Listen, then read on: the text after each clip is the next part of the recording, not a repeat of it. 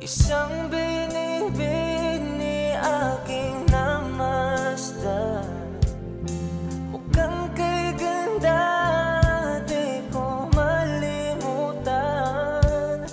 Sana naman ay makilala kita. Ang puso ko ngayon'y nabiyak na. Sa tuwing nakikita